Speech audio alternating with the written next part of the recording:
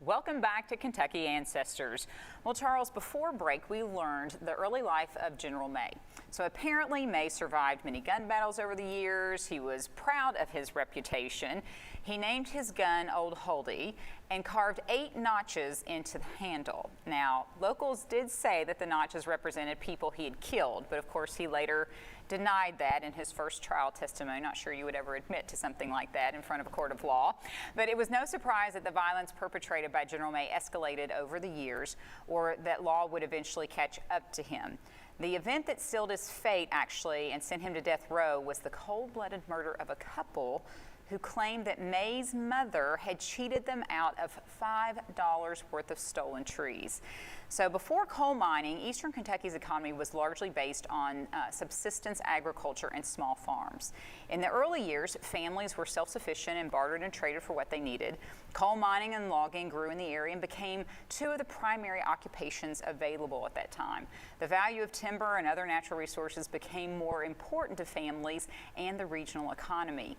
So outside companies then, of course, moved into the small communities and offered low wages, long hours for employees.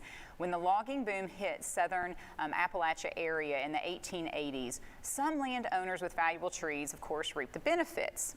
However, with these changes to the economy and the physical landscape, property owners became even more protective of their land and trees. And this is a little bit how the story goes south. So are you familiar with the story? I am familiar with it.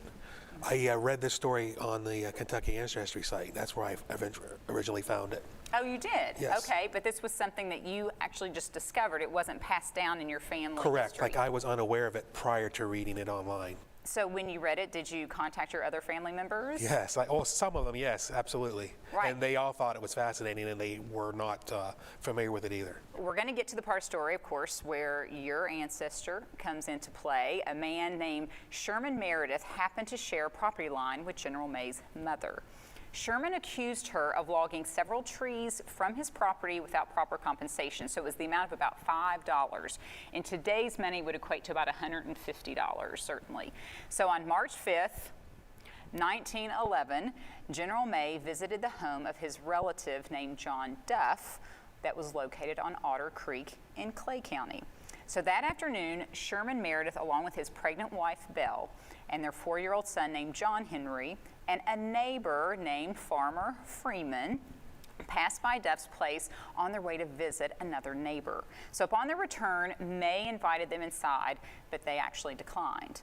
So as the Meredith family passed by Duff's farm, General May called Sherman back to the fence to discuss the logging dispute. And I can't imagine there were kind words, right? So Sherman's wife and young son went with him.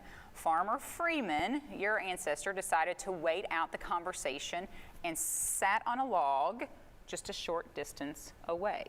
So according to Freeman's testimony, the conversation at first seemed cordial. However, May then pointed to something and told Sherman to look across. When Sherman turned his head, May pulled a gun and shot Sherman in the back of the head.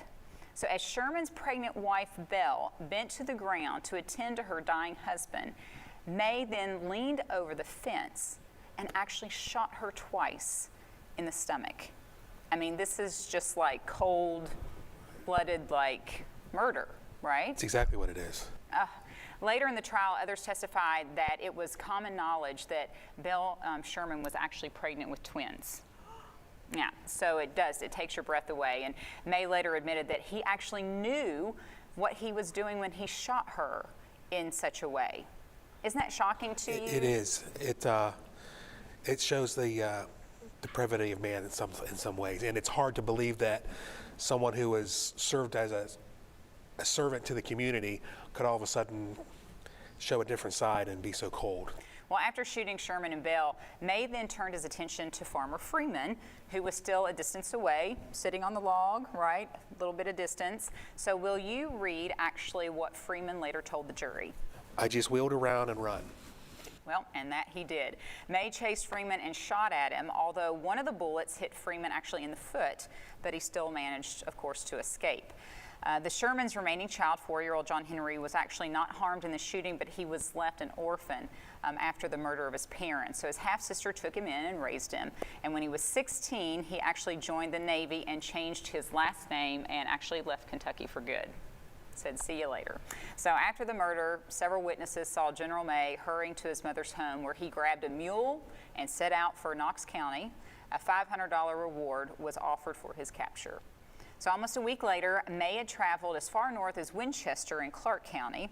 As fate would have it, Bell County Deputy Sheriff J.W. Wilson and his brother Charles had been in Frankfort transporting prisoners to the state penitentiary and were returning home by train. The train stopped at the depot in Winchester, where the two men spotted General May standing in front of Jet's Saloon. Maybe not the smartest gentleman, right, to be standing right there and open, eyes. So there they promptly arrested him, certainly. So after his arrest, May was first placed in the Pineville jail in Bell County, but he was later moved to the Madison County jail due to fears that he would be lynched if he returned to Clay County, which is understandable. This was probably a smart move considering that the Clay County jailer was Sherman Meredith's half-brother, right? So after General May was indicted by a grand jury, the judge ordered the prisoner to be taken to Clay County to await trial. He also ordered him to be held under a constant special guard, actually for his own safety.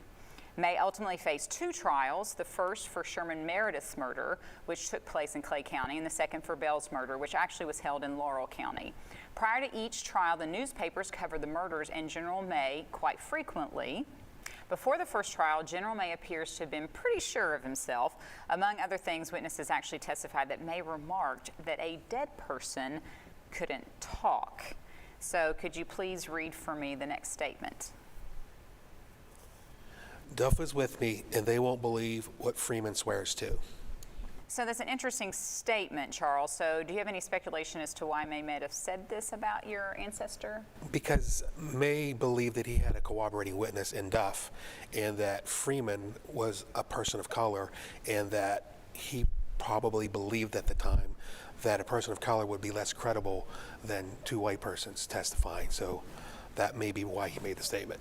Interesting. So we need to take another quick commercial break, but when we return, we will wrap up the story of General May with some surprising information actually for Charles and our audience. We'll be back in just a moment.